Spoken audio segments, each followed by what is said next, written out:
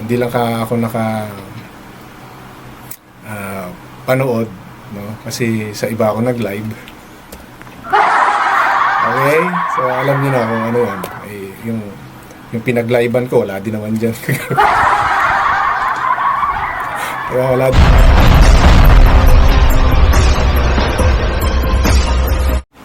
Sa totoo lang, hindi ako mapagpatuloy sa sa mga comment section. Yung mga kino-comment ng mga viewers, no?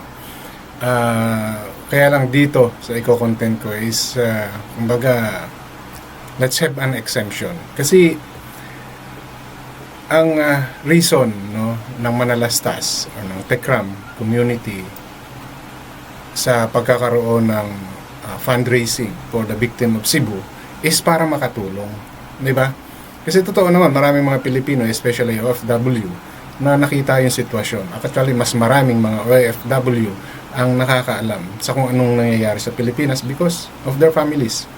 No? Nagiging mas concerned sila. Mas concerned sila kumpara sa mga nandirito sa Pilipinas. So, marami yung gusto magpaabot ng tulong. And because of this initiative of Tekram community and the Manalastas family, marami yung nag-share ng tulong. No? Dahil dito, talagang overwhelming yung nakita nating support ng mga kababayan natin, even yung mga nandirito sa Pilipinas, nagpaabot mga tulong nila. Ang problema kasi, bakit may mga tao, no? Pumili naman po sana kayo nung panahon, nung usapin, na magpapapansin kayo. Okay? So, yun po yung gagawin natin. Yun po yung gagawin ko. Papansinin ko lang naman yung isang commentator. No? Sabi ko sa inyo, hindi ako mapatol sa mga comment section. Kasi pwedeng mga dummies lang yan Pwedeng mga gawang account lang yan. Na talagang, ang purpose lang is manggulo. No? Pero kasi sa akin, this is not the time.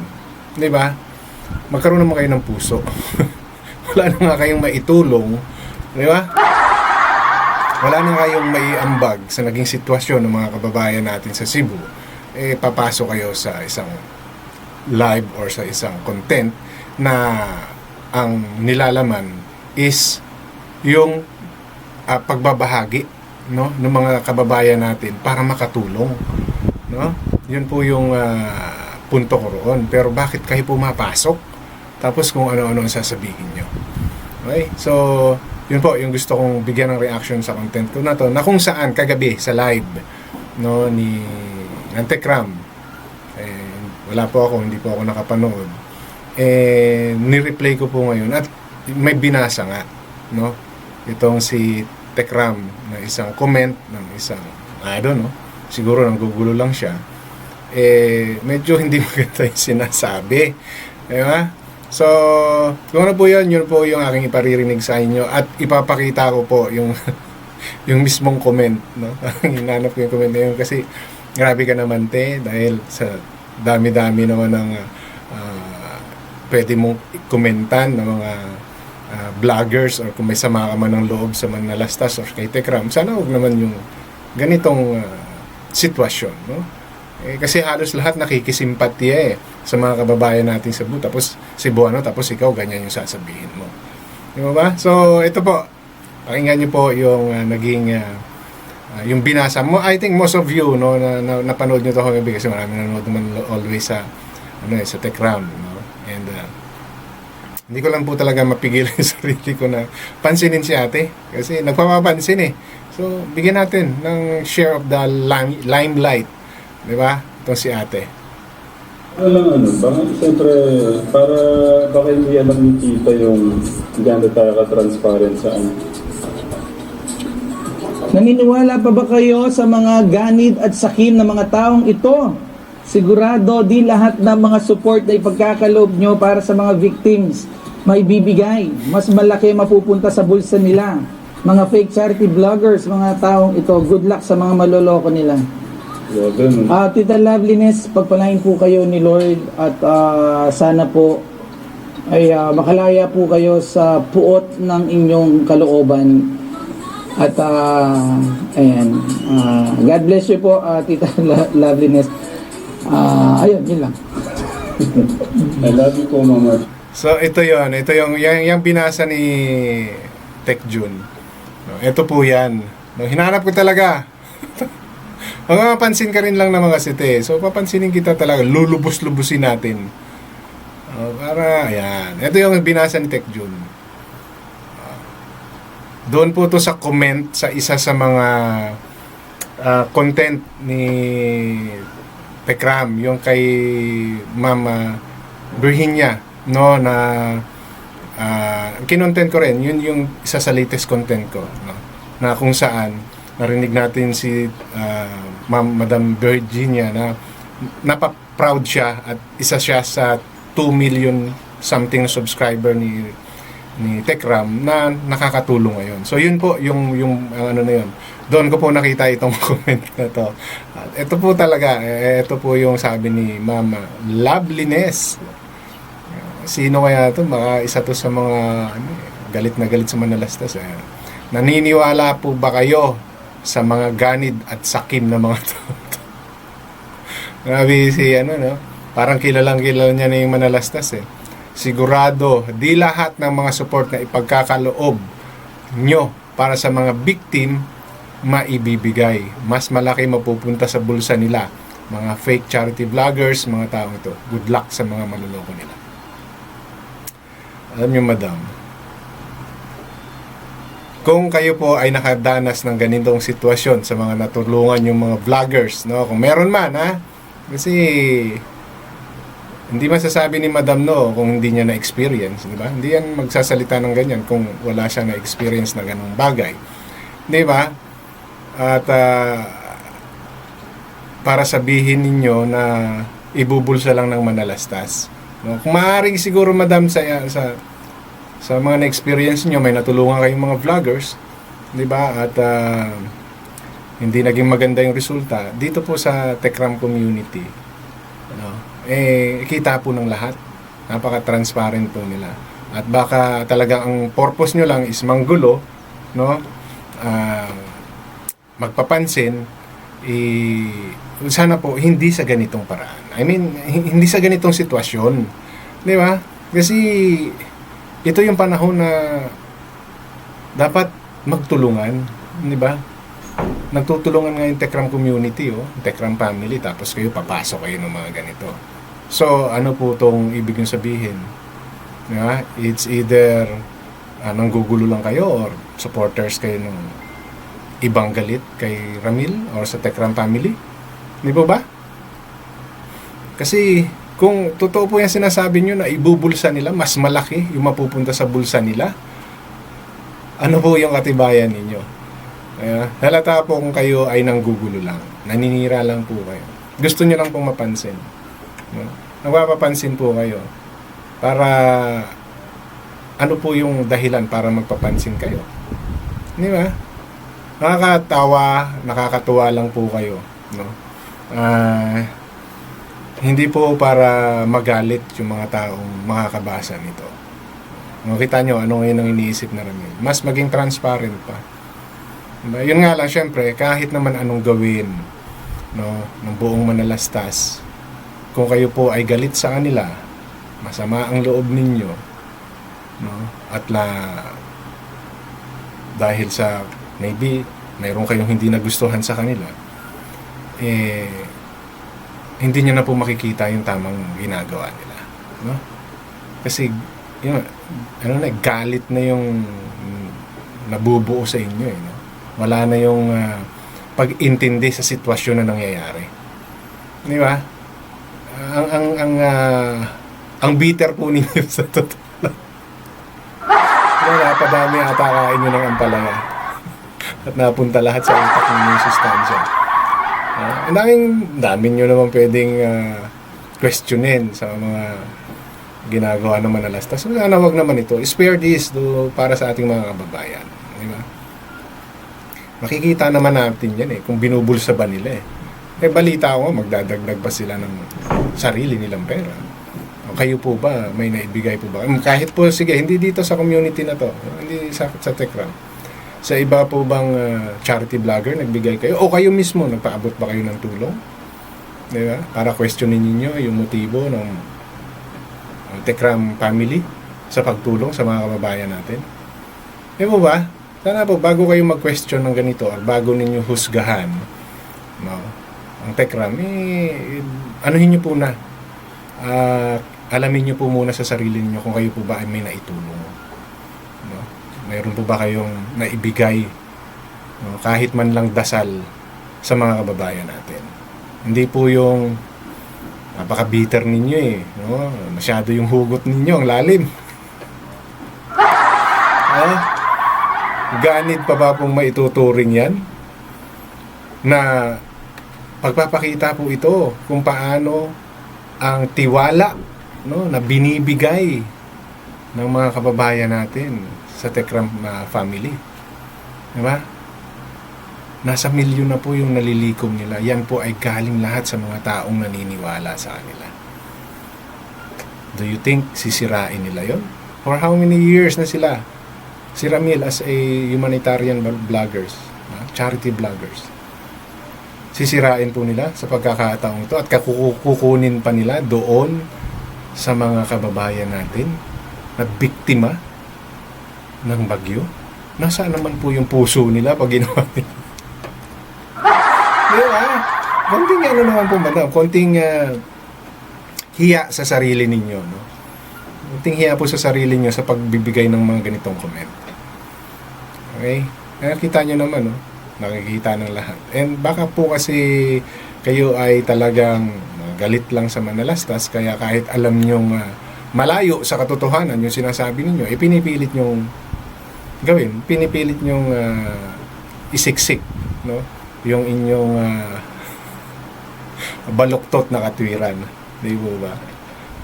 Sa pakinggan po natin yung iba sinasabi ni Tech Jun, no? Kasi kahit sila Tech Jun, si Ninong po rin, natatawa na lang dito sa kay ate. Ayan. I love you, Mama Chub Chub. Ayan. May mga pinagdadaan. Oh, may problema siguro. Gawain na lang natin sa Tingnan nyo, madam, inuunawa pa kayo. No, baka naman po talaga ito may pinagdadaanan kayo. Kung may pinagdadaanan po kayo, daanan nyo lang, huwag yung tambayan. No? Para hindi po kayo nakakapagsalita ng ganito. Doon sa mga taong ang sole purpose lang is makatulong sa ating mga kababayan. No? Huwag nyo pong tambayan yan. Kasi hindi po maganda yan. Dahil hindi po, solusyon po ang hanapin ninyo, hindi po problema. Nakita nyo po yung problema. Pakitaan nyo po ng ebidensya na itong mga manalastas ay ibubulsa talaga nila yung pera. Ngayon, kung wala po kayong makita, hindi nyo po kaya maglabas ng ebidensya, may nahimik na lang po kayo. Hindi po ba? Unless kung talagang ang purpose ninyo is manggulo at magpapansin, wala sa inyo yung sasabihin ng mga taong ito. No?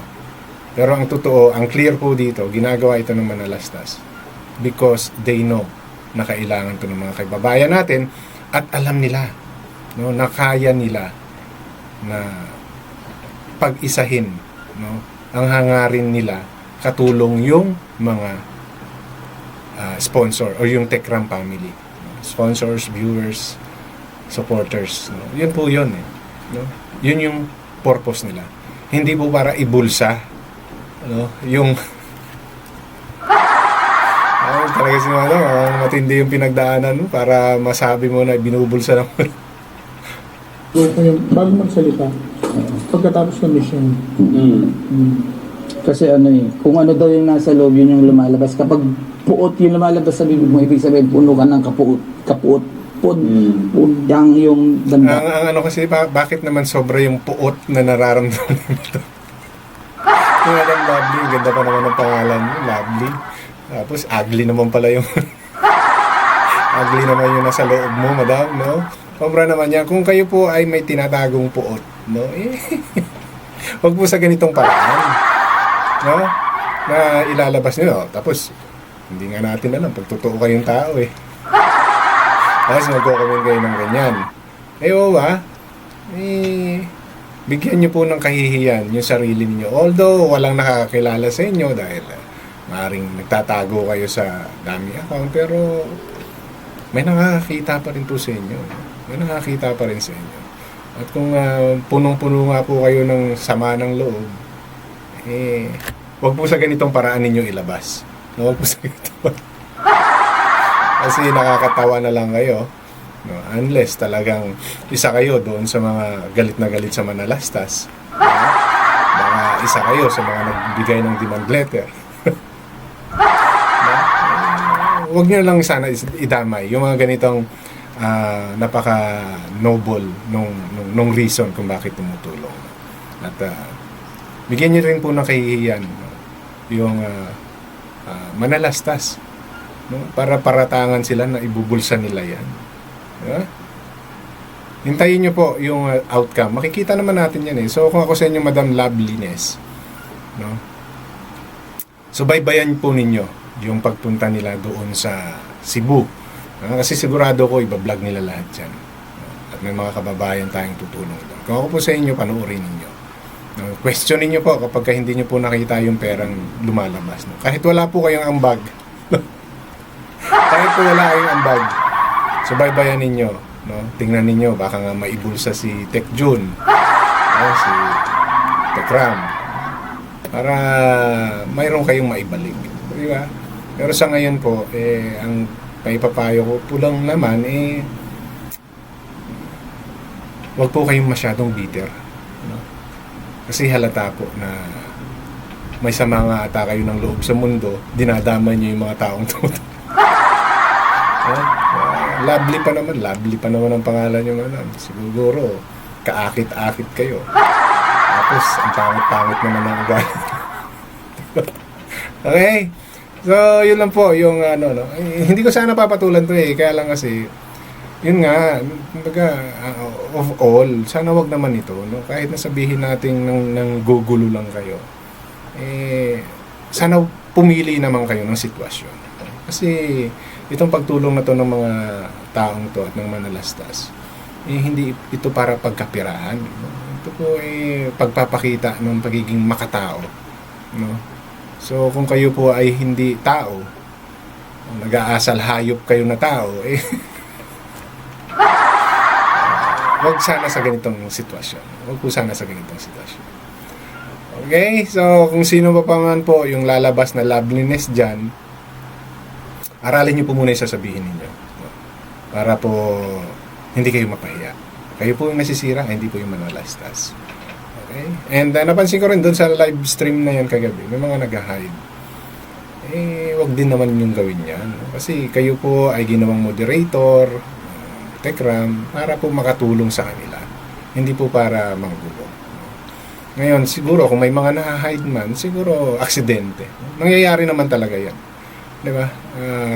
Minsan kasi sa bilis ng takbo ng chatbox, minsan yung pipindutin mong tama, namamali ka ng pindot. And doon naman sa mga taong pagbintangan, nagsorry naman at hindi naman daw ata sinasadya. So, maging observant na lang po kayo. And hindi naman siguro gagawin yan sa live mismo ng Manalastas na manggulo. Kung meron man, wag mahiya naman po kayo. Mahiya naman po kayo mga gustong manggulo. Kasi yung pinapasok nyo pong live stream, pagtulong yung ginagawa, tapos manggugulo kayo. Diba? So, be observant na lang. And totoo naman yung sinasabi ni Tek Jun na kung sakaling may mag-hide, may magbablock, makikita naman sa screen. Makikita nyo mismo yan, no? Sa chat box, kung sino yung nag-hide, ano yung hinide, at bakit hinide, parang ganyan. So, may mga reason yan doon. And maraming makakakita. So, maging observant na lang. And respeto. Respeto sa may-ari ng live stream. Yun na lang. So, napansin ko lang kasi naging issue o napag-usapan siya as the live stream goes on last night. Hindi lang ako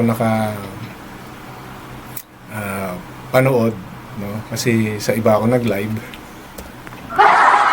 Okay? So, alam niyo na kung ano yan. Yung pinag-livean ko, wala din naman dyan. Kaya wala din naman dyan kagabi yung pinag-livean ko. So, kaya ni-replay ko na lang. At doon ko nga nakita itong comment ni Madam Loveliness. Malalim yung mga hugot sa buhay. Okay, so yun lang po yung gusto kong i-share sa content na to. And matuto po kayo mag-fact check, no? Para hindi po kayo mapagsabihang fake news. Lalo na kayo, Ma'am Loveliness, no? Mag-fact check po muna kayo kung talaga bang may binulsa na no, ang Tekram community or Tekram family or si Ramil or any of the Manalastas, no, for that matter na mayroon na silang binulsa, no? Mag-fact check po kayo para hindi po kayo mapagsabihang fake news. So ngayon, para sa akin, fake news po kayo. Ngayon, fake news pala, bakit mo kinuntin? Kasi for delikadesa, no? Baka mayroong mayroong tumulad po sa inyo, no? So wag po sana sa ganitong paraan. Wag po sa ganitong sitwasyon. Kasi isipin nyo po yung mga taong magbibinipisyo sa ginawang ito ng Manalastas. Yun na lang po yung isipin niyo. Huwag muna po yung galit ninyo sa Manalastas. O sa ibang content ninyo siya banatan kung talagang hindi po kayo papaawat. Okay? So, Ma'am Loveliness, fact check para hindi po kayo mapagsabi ang fake news. No? At saka, doon ka lang sa issue. Huwag kang mamersonal, madam. Pinipersonal mo na yung mga banat mo na ibubulsa nila yung pera. Wala naman kayong katibayan. Okay, so hanggang dito na lang. Maraming salamat.